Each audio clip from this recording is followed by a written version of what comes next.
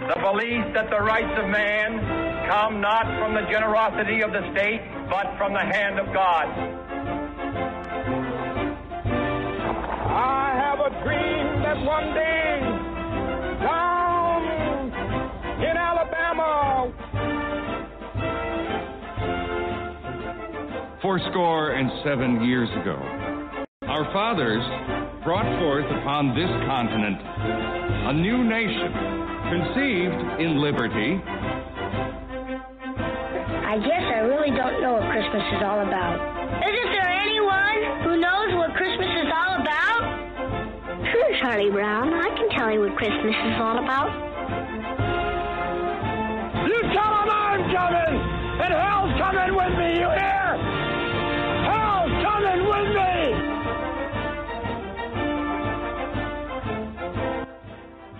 Hello, this is Michael Hart, and you're listening to Unknown America Myths and Little Known Oddities about the greatest nation on earth, on the Heart of America Broadcasting Nation. You know, in the book, The Life of Reason, philosopher, writer, and essayist George Santayana famously penned the words, "Those who cannot remember the past are condemned to repeat it." And what Santayana is referring to is the failures that occur when people do not learn from their past mistakes and continue in their misguided ways. In a larger sense, the tragedies that can occur when societies fail to learn, buries the truth of their mistakes, ignores or revises atrocity, or worse, simply forgets. Part of the reason that we do this program every Wednesday and then upload it for, in perpetuity is to be somewhat instructional about the past of this nation so that we can move forward with solutions who I believe the solutions to our problems of today do, in fact, reside in the past. Much of today's broadcast is going to be dedicated to the unknown before America.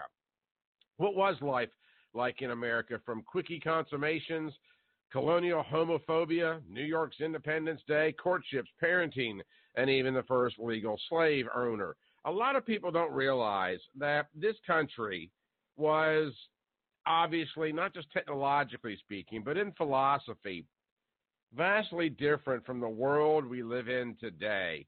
Now, although we're going to touch briefly on religious ideologies of the framers, I try to do everything in my power to take the lessons of the past and apply them to what's going on in the country today as somewhat of a clarion call, because it's so interesting, fascinating even to me, that the Founding Fathers warned us about much of what was going to take place in America today, even referencing the collective left in some of the writings of Jefferson, for example.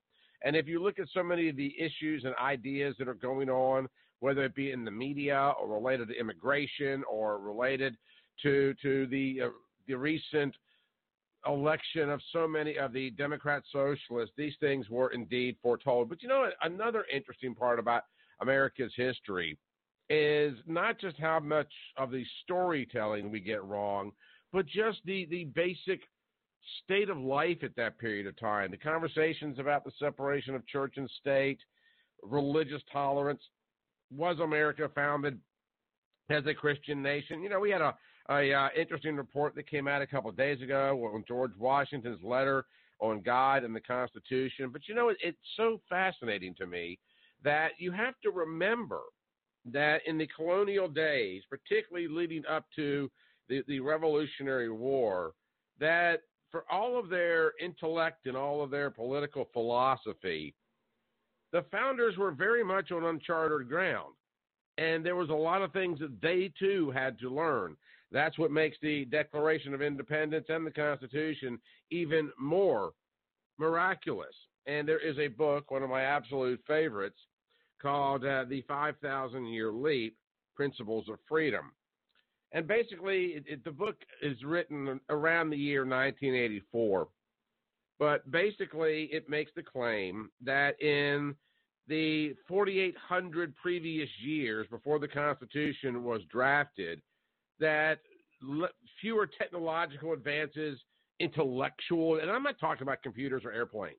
That's not what it means in terms of technology, but just advances in humanity and thought and medicine, etc., that more advances took place under the United States Constitution that in the entire world is malapropped there,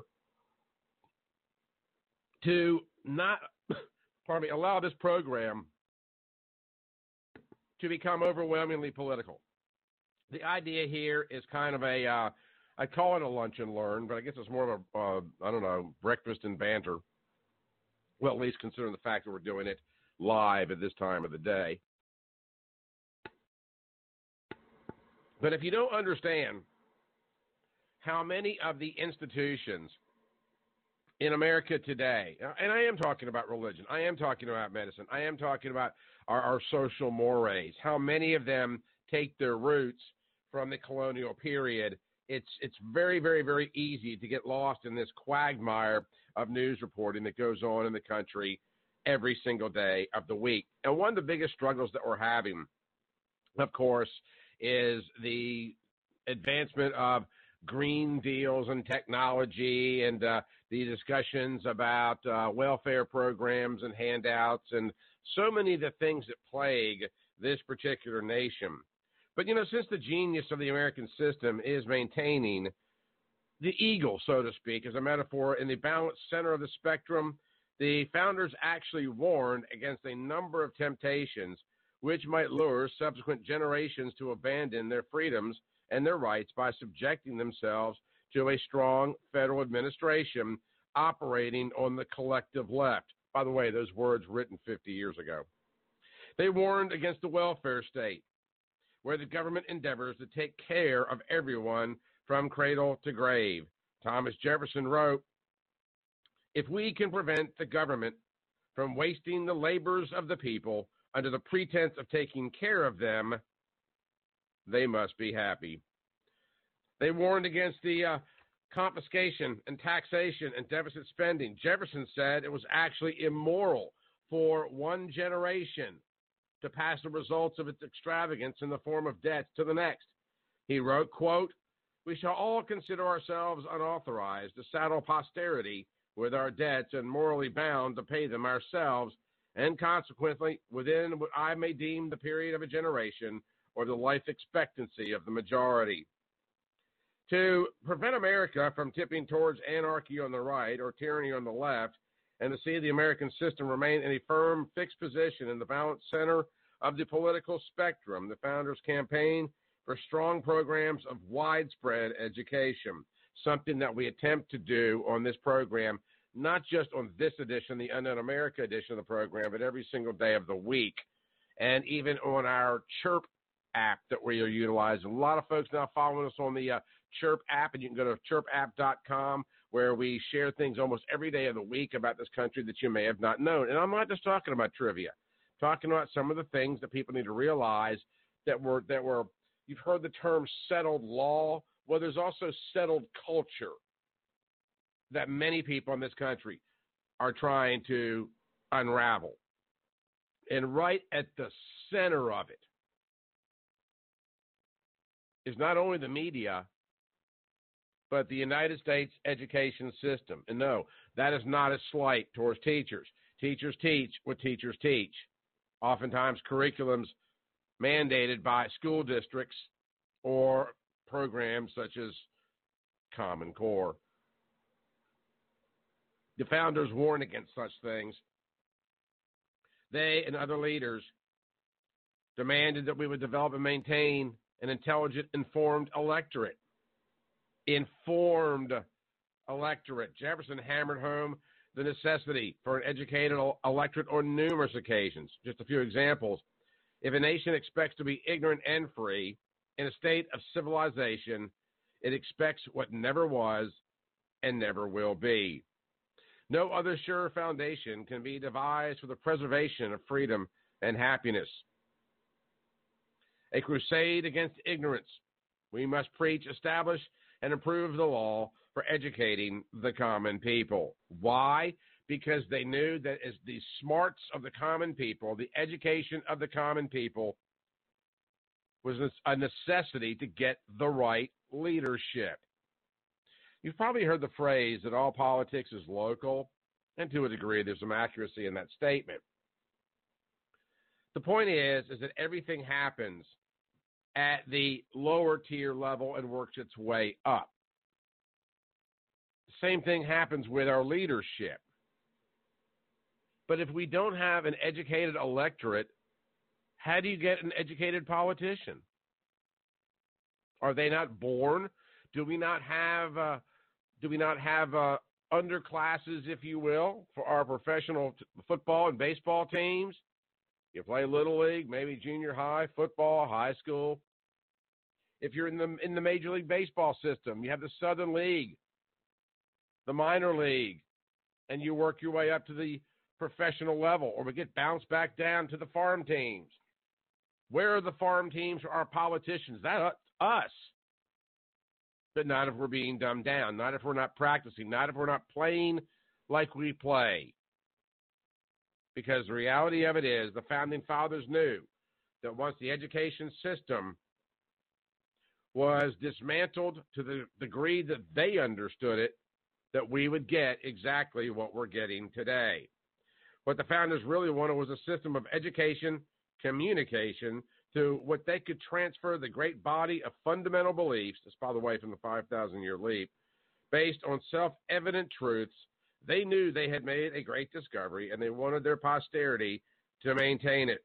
As Madison said, it is something which is incumbent on their successors to improve and perpetuate.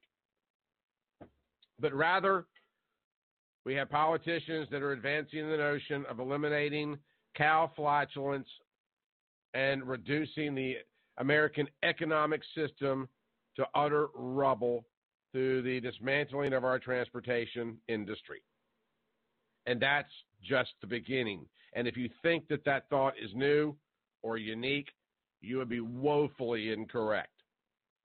The Founding Fathers also were quite adamant about the fact that the more we got away from a centralized belief in a creator, they weren't all Christians. Some were deists and some were atheists.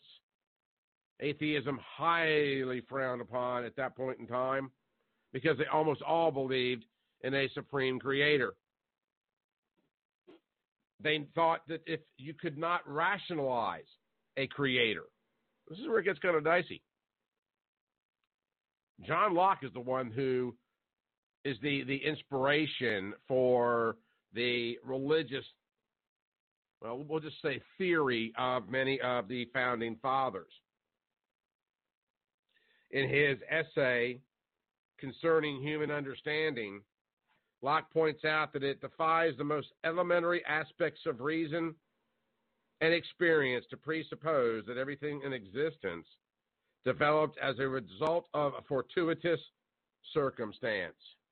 Locke felt that a person who calls himself an atheist is merely confessing that he never dealt with the issue of the creator's existence. Therefore, to Locke, an atheist would be, to that extent, irrational and out of touch with reality, and in fact, out of touch with the most important and fundamental reality. Now, in the debates about religious freedom, there were certain colonies where Catholics, for example, were not allowed to hold office, where some other minority groups, the Jews, for example, were persecuted. There's a complete, incredible misunderstanding of religion in the colonial days prior to the Declaration of Independence and for a short time even thereafter. But atheism in many of the colonies was considered a mental disorder,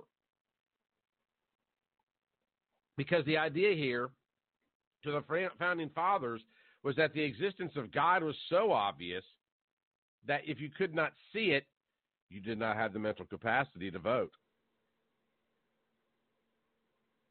Now, think where we are today. Not just your belief. If you think of it in those terms, the belief in a creator, a master designer, is in part speaks to your education, your mental capacity, your willingness to understand and learn. The Founding Fathers knew about this. And because of it, they knew that as time went on and the educational system was dumbed down, you would have fewer people that shared the same belief about a master creator or designer from which all morality must stem. And in doing so, we would get a society that is exactly like what we've gotten today, where we have transcended the homosexual debate, all of the debates in recent weeks of morality and pornography and infidelity and drug and substance abuse, all of those debates of those addictions have been left in the dust with New York's support of late-term abortion. The Founding Fathers, I believe, if they came back today, I believe, would be calling for, if not the incarceration of a good portion of this country, in some cases, the elimination of a good portion of this country, because we have moved so far afield from what they viewed and what they believed and the things that they warned us. We have passed that tipping point of what they warned us was the worst case scenario. Now, does that mean that we are beyond repair? No, it does not. But it does mean that's the reason that we do this program, that we ask you to share this program so that people understand that America has a past and, frankly, not always pretty. There's not a chance in the world that I am going to paint the early days in America as pristine. What they were was a cultural cauldron where pre-Declaration of Independence and for some time thereafter, America grappled with much of her identity, her issues, and culture to become what she has become today.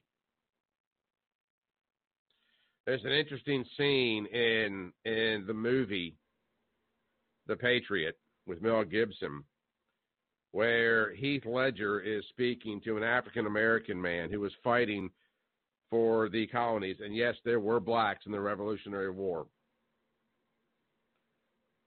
And at this point in time, there's an announcement made that all blacks that had served in the Army against the Redcoats would be granted their freedom after 1 year. And I'm paraphrasing because it's been a while since I've seen it. But this African-American soldier looks to Heath Ledger and says something to the effect of, what difference will it make? How will I know? Will I be free?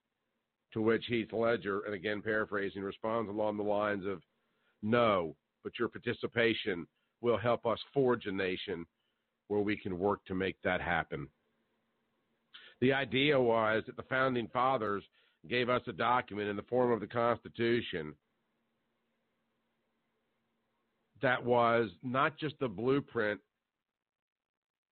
for the management of America, but the license to do exactly what we have been doing for the last couple of 100 years in a cultural sense.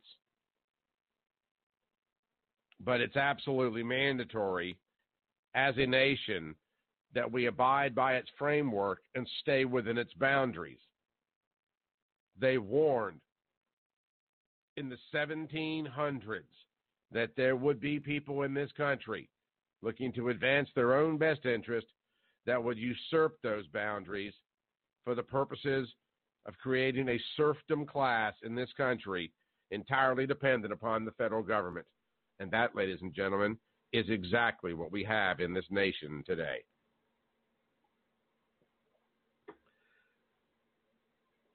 There are some other very interesting things that took place in colonial America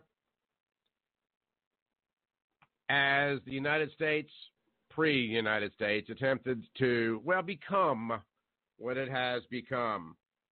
One of my favorite little notions is the idea that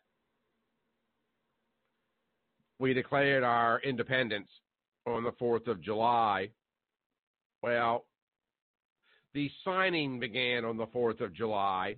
The public announcement occurred on the 4th of July.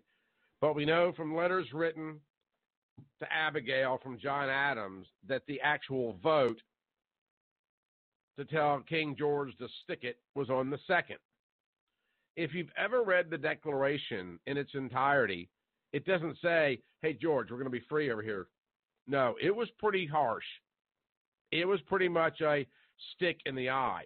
A lot of people don't realize that the Barbary Wars were a result of the Declaration of Independence. Very briefly, because people talk about this all the time in terms of Thomas Jefferson dealing with the Muslim problem, as people call it. You have to remember in colonial America, American merchant ships were under the protection of the Royal Navy. When King George receives the Declaration news, he puts word out across the world that colonial merchant ships were no longer under the protection of the Royal Navy. Back in this time, there was a practice called letters of marque, which was really nothing more than a fancy way of saying hiring mercenaries to engage in your foreign wars. I'll get started on George Washington, perhaps in a future edition of this program. But very oftentimes pirates were used as the recipients of these letters of marque for the purposes of doing warfare on the behalf of other countries. It was not so much a letter of marque, but it was the philosophy of using one when King George spread the word that the colonial merchant ships were no longer under the protection of the Royal Navy. The moment that happened, every pirate nation in the world saw an opportunity, and Algiers was on it. Interestingly enough, it was the Muslim nation of Morocco that gave clear passage and docking rights to the American ships to protect them from the other Muslim nations. But I digress. The reason I bring that up is because the Declaration of Independence had so much impact, even to this day. I don't mean just the independence part of it. I mean, even in the debate of American-Muslim relationships, because it was, in fact, the Declaration of Independence that inspired the Barbary Wars. However, it did not take place on the 4th of July. It was, in fact, on the 2nd. Adams even writes to his wife, the 2nd day of July, 1776, will be the most memorable epoch in the history of America. I am apt to believe it will be celebrated by succeeding generations as the great anniversary festival, and it ought to be commemorated as the day of deliverance by solemn acts of devotion to Almighty God. Now, what's really interesting and a little bit, I'll just say funny, history has reported that the Declaration of Independence was voted on July 4th. We now know that it was the 2nd. Here's an interesting history lesson. 2 days before the signing of the Declaration of Independence, and according to Thomas Jefferson, began on July 4th. 2 days before the signing of the Declaration of Independence, using Jefferson's words, on July 4th, the delegates of the Continental Constitutional Convention threw a party where they consumed 54 bottles of Madeira, 60 bottles of claret, 8 bottles of fine whiskey, 22 bottles of porter, 8 bottles of hard cider, 12 beers, and 7 bowls of the colonial version of Hunch Punch. It is possible that the inspiration for declaring our independence from England on the 2nd of July, 1776, was because the Founding Fathers were completely in the tank. Now, that is, just so you understand, speculation on my part. However, the dates do match. It is also possible the party did not begin until the vote had taken place. No one will ever know. But yes, it is entirely possible that we have in America, because collectively the founding fathers had a, hey y'all, watch this moment. An estimated 1/10 of Americans could be blood relatives of one of the original 102 pilgrims who arrived at Plymouth Rock in 1620. Sir Francis Drake, the English sea captain and explorer during the reign of Queen Elizabeth I, claimed the land on the west coast of North America for the crown in 1579. His claim was valid by 16th century standards. He attained the consent from local natives and is thought to be the first European to discover the place, but as it turned out, the crown wasn't much interested in the Pacific side of the New World. By the time the 20th century rolled around, the event had been mainly forgotten until 1936, when the discovery of an artifact in San Francisco Bay proved Drake's visit and the British claim on California, or New Albion as it was called at the time. Had the claim been accepted, America today could very well have two New Englands. These little snippets from the book Unknown America, where you can learn more by going to theunknownamerica.com, theunknownamerica.com. The book is available there at a discounted rate over all the bookstores, and it comes out to you autographed and even with a copy of the United States Constitution and no shipping or handling. I mean, we're doing everything in our power to get as much of this information out, to educate people, to make the Founding Fathers proud, so that we can stem the tide of some of the most liberal, democratic political bigotry that we possibly can. This is my mission. This is my calling. I hope it'll be yours as well, as we continue to break down a little bit of before America from unknown America. During the Revolutionary War, both the battles of Lexington and Concord were fought by colonial militias. According to the history books, the men were famously called to arms by Paul Revere, who did not shout, "The British are coming." At this point in history, most residents of Massachusetts consider themselves British citizens, so that warning would have been actually making no sense to them, nor would have it caused them any alarm. Once it became clear, however, that war was at hand, the Second Continental Congress authorized a Continental Army with a unified common command structure to be led by Major George Washington. The measure passed on June 14, 1775, and is still celebrated as the Army's birthday, meaning the United States Army predates the country of the United States. The Continental Marines also predate the country, having been founded on the 11th day of November of the exact same year. A lot of people don't realize that there was a woman in American history by the name of Sarah Tarrant. Sarah may very well have started the war all by her lonesome way before it actually did. Yep, Tarrant was a nurse with a very fiery temper. She lived in Salem, Massachusetts in 1775 when British commander Alexander Leslie came to Salem in search of cannons that he believed were hidden there. Some of the locals taunted him, refusing to let his troops cross the bridge in the town, and they scuttled his boat. During the confirmation, the Salem militia gathered, and they were ready for a fight. To save face and his troops, he ordered his men to return to Boston, and on their way out, Sarah Tarrant hurled insults at the retreating redcoats, one of whom stopped and aimed his musket, despite Leslie's orders to stand down. Fortunately, the soldier didn't fire, otherwise it's very possible that the Revolutionary War would have started right there on that bridge, compliments of Sarah Tarrant.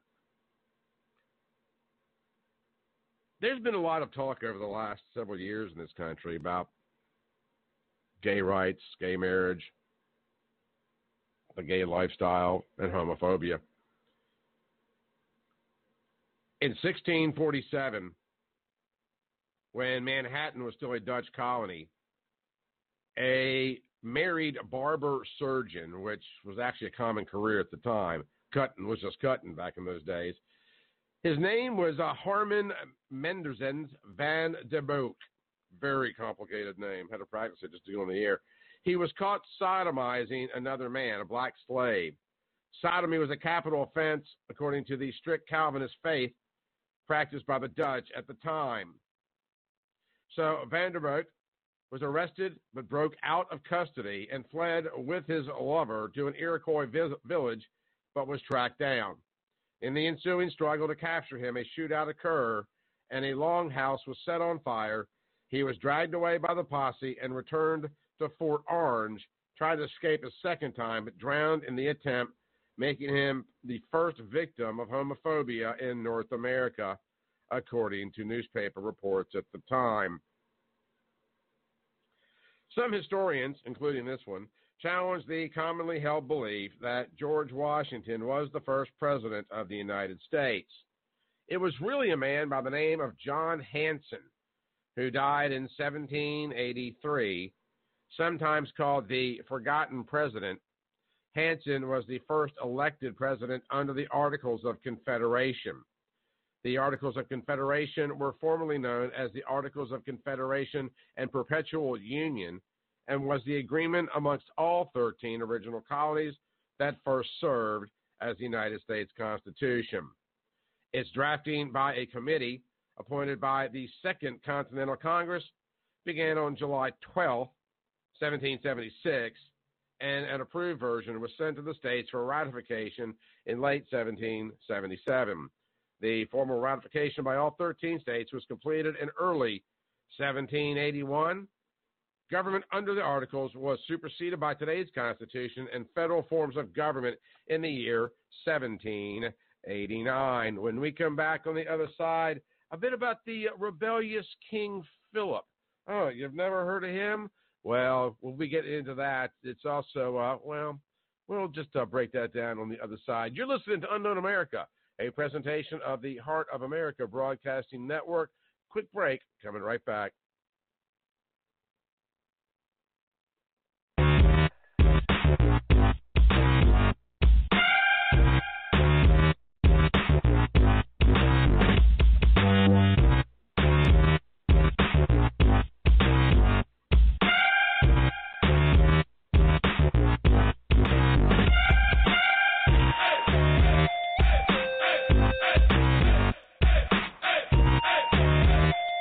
Heart of America and the Michael Hart Show is brought to you in part by the Unknown America Project. Unknown America, Myths and Little-Known Oddities about the greatest nation on earth explores many of the falsehoods and fallacies and revisions in American history that impact the beliefs and the thoughts of many people in this country today.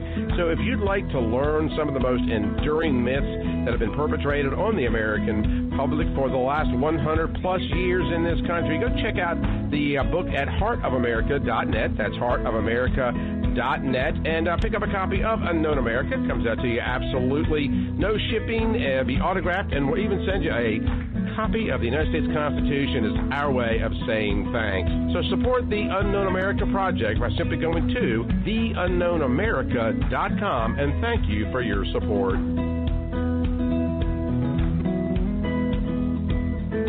The Land Report, the magazine for the American landowner, is a proud supporter of the Michael Hart Show. Currently, they're offering an exclusive subscription price for listeners of the Michael Hart Show. So click on the subscribe button on landreport.com and enter the code HARTSHOW at checkout and receive a one-year discount on America's #1 land magazine. You'll get a full year of the Land Report, which normally goes for $59, for only $15.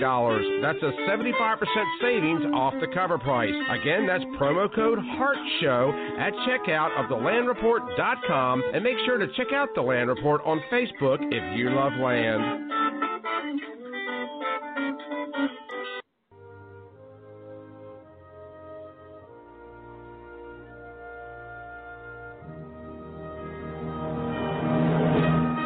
I pledge allegiance to the flag of the United States of America and to the republic for which it stands, one nation, under God, indivisible, with liberty and justice for all.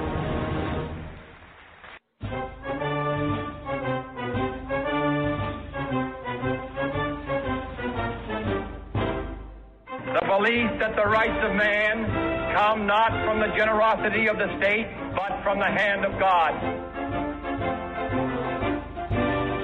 I have a dream that one day, down in Alabama, Fourscore and 7 years ago, our fathers brought forth upon this continent a new nation, conceived in liberty. I guess I really don't know what Christmas is all about. Isn't there anyone who knows what Christmas is all about?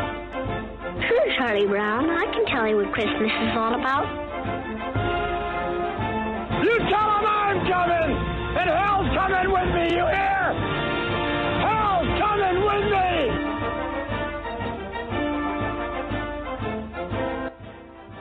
Hey, welcome back. All right, boys and girls, you want to befuddle your history professors and teachers? Ask them to explain to you the story and life and times of Metacom's rebellion and watch their eyes roll to the back of their heads. We don't teach hardly anything in our schools any longer. King Philip's War, which was waged for 14 months, beginning in 1675, is one of the forgotten wars of colonial America. Sometimes referred to as Metacom's Rebellion, this was the final effort by Native Americans in the southern part of New England to drive out the English settlers.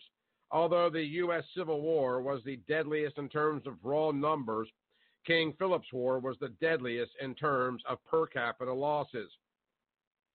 52 English towns were attacked, 14 of them completely destroyed, 2,500 colonists died, which is around 30% of the English population of New England. At least the double of number of American natives were killed.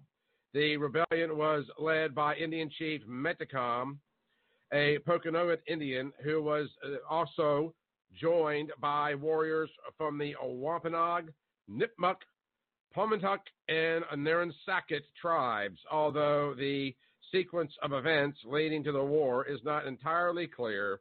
Some historians believe it was due to the Indians' increasing dependency on European goods, including foods and guns, and their diminishing ability to pay for them as the fur trade dried up. Let's stop right there. This caused an enormous amount of friction between the Native Americans and the settlers because of the Indians' increasing dependency on English goods. In other words, they were going socialist, and when the goods ran out, they reacted. Apparently, the last straw was when Metacom and other tribal leaders were forced to accept and recognize English sovereignty. Although other issues were contributing to the uneasy relationship, it was this dependency that seemed to tip the scales towards war. The conflict ended in August of 1676, shortly after Metacom was captured and beheaded. Some of his supporters escaped to Canada. Those who surrendered were shipped off as slaves to the West Indies. It's worth noting that the settlers sought the military help from England, and England refused. Many historians believe that it was King Philip's War that compelled the settlers, who were often very uncooperative with each other, to join forces to defeat Metacom. And this new sense of cooperation and unity may very well have fostered the American identity. See, that's where we get it. Got a little bit of tude going for us because we got together and we walked out on a common enemy. That's a lesson for you out there. While the colonists first landed in America, they had to quickly find some kind of shelter. Their first homes were actually dugouts, then huts, and finally cabins. The walls of the dugouts made of the tree branches woven together and plastered with mud. Becoming a parent in colonial America was very risky. 10% of all infants died before the age of 1. A full half of slave children died before their first birthday. 40% of children died before the age of 6. This was the case with all classes of people. Disease, disaster, weather, and accidents all played large roles in the high death rates of colonial children. Infant mortality rates were so high in the mid-18th century that families typically did not even name the child until they had reached the age of 2. Prior to that time, parents would simply call the baby it, the little angel, or the little visitor. One of the stories that has often been so terribly confused here in America was that of the first legal slave. This story has been swept under the rug, revised, rewritten, repackaged, rebranded, redistributed in so many different ways, and it's also been confused. Some people will make the argument that the first black slave in America was owned by a black man. Now, while true in a legalistic sense, this is the way this story actually goes down, but it is in fact the case that it was a black man that sued in a colonial court that was the inspiration for legalized slavery. Prior to 1655, there were no, quote, legal slaves in the colonies, only indentured servants.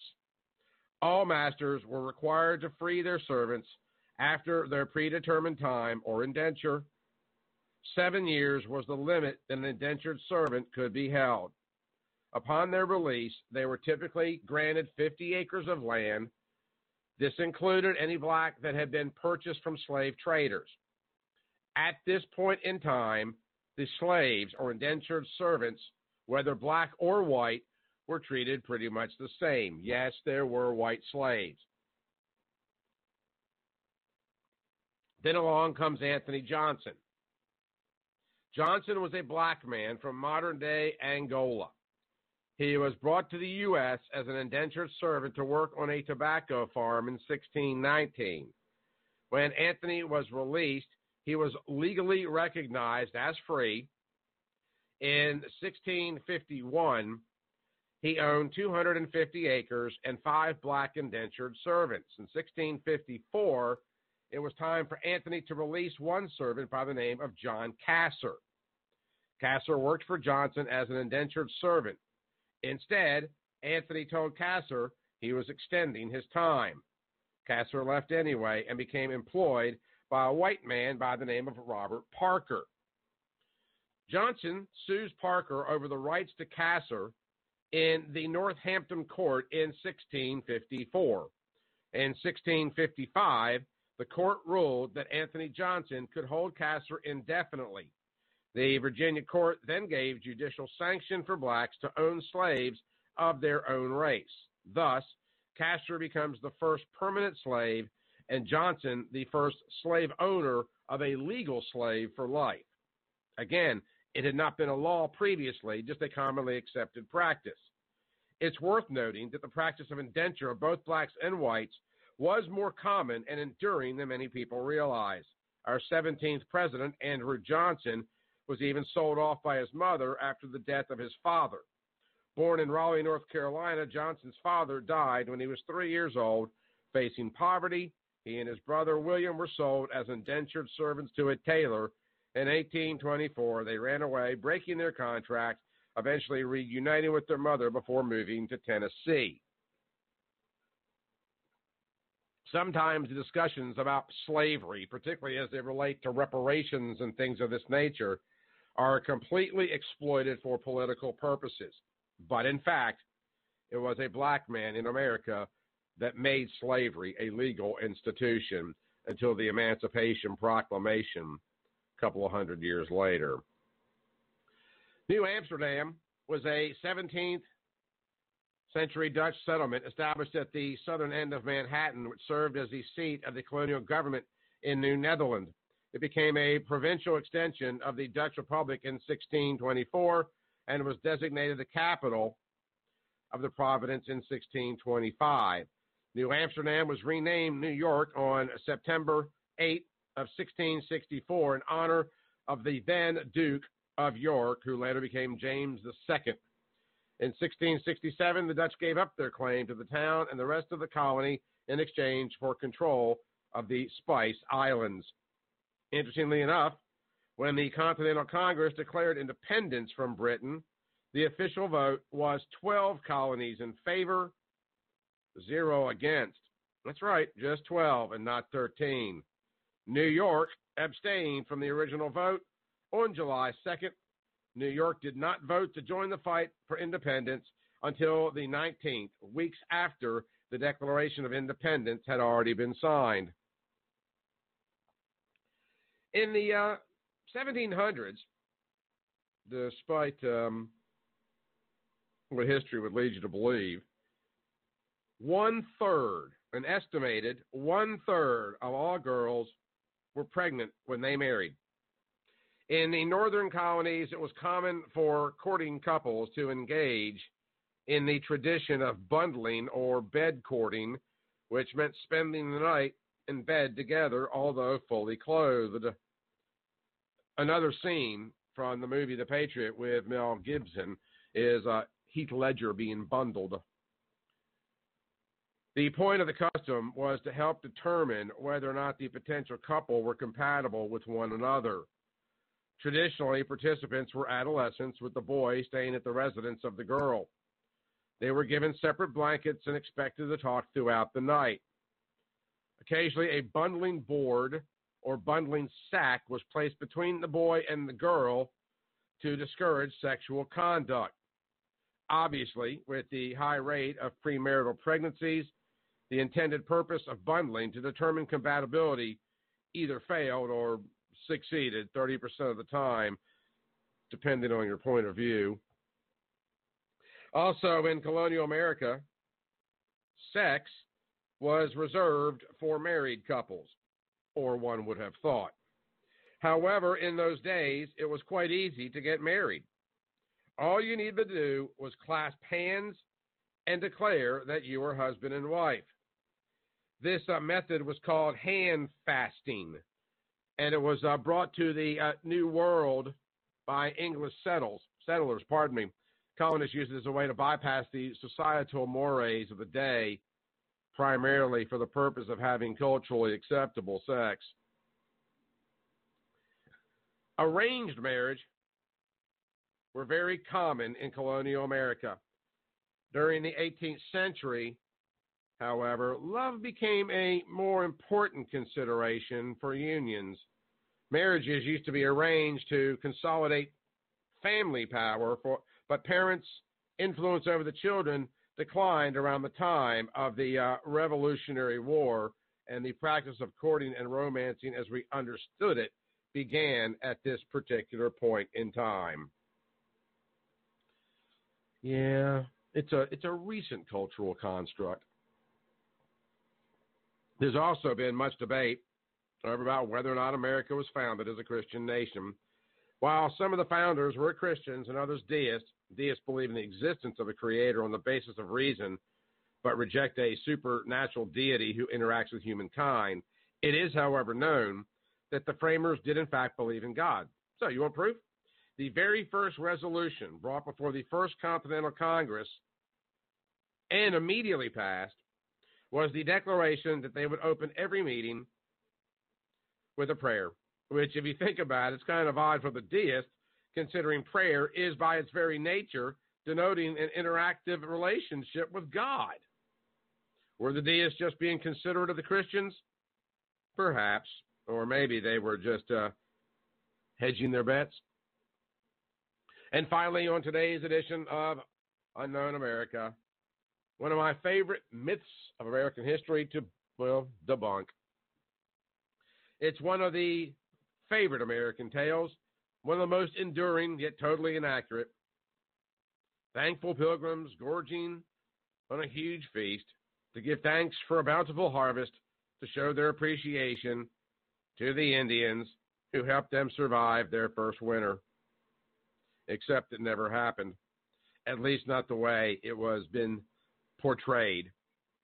Let's also remember, if you will, to flash back to Metacom's rebellion. Now, although these two events are not related, there was a lot of friction between the settlers and Indians in this time in America. Some of the more common misconceptions about the origin of one of America's favorite holidays. Number one, they didn't know they were pilgrims. They called themselves saints. Early Americans used the word pilgrim, to describe all early colonists. It wasn't around the 20th century that it was used exclusively to describe the folks who landed on Plymouth Rock. Thought and taught as though it was a religious occasion, that they were seeking religious freedom. That might have been true, but it wasn't a religious occasion. It was a 3-day hoedown that included drinking, gambling, sporting events, and even target shooting, which, by the way, was intended as a friendly reminder to the Indians that they were armed and dangerous. Contrary to popular belief, the first Thanksgiving did not take place in November. It was sometime between late September and the middle of October, after the harvest had been brought in. According to historian Richard Ehrlich, by November, the villagers were working to prepare for the winter, salting and drying meat and making their houses as wind-resistant as possible. They did not dress anything like they've been portrayed in art. The pilgrims didn't dress in black, didn't wear buckles on their hats or shoes, and didn't wear tall hats.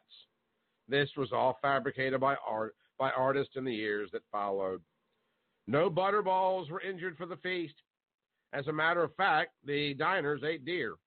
One of the pilgrims, a guy by the name of Edward Winslow, later wrote, quote, "For 3 days we entertained and feasted, and the Indians went out and killed 5 deers, which were brought to the plantation."